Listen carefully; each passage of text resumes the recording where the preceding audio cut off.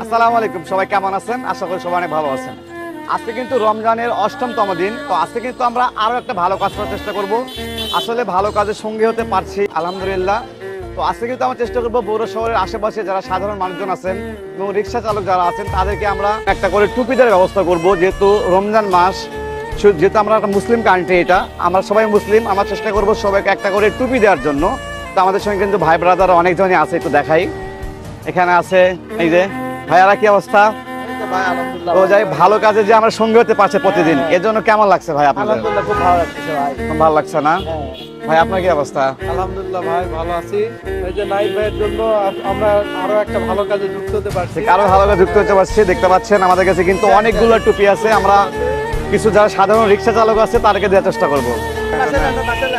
মামা একটা বাসা নেন,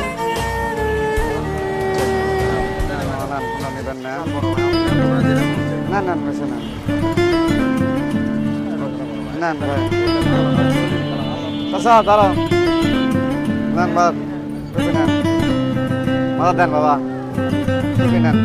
সেই বাবা টাকা দিতে হবে না, নেন যেটা ভালো লাগে কালাম নেন, ঠিক আছে? নেন বাবা, নেন যে পছন্দ সেটা নেন। মামা লাগবে টুপি? টুপি টুপি নেন বাবা, নেন।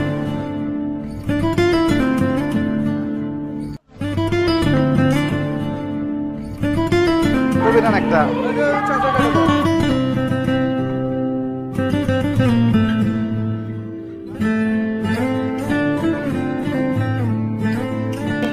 টুপি নেন মামা, টুপি নাও, টুপি নাও, নামাজ পড়ার টুপি নাও।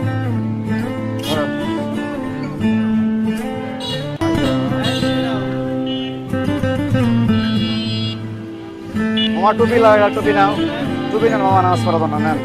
টুপি নেন নামাজ পড়ার জন্য, যেটা ভালো লাগে ওঠা নেন।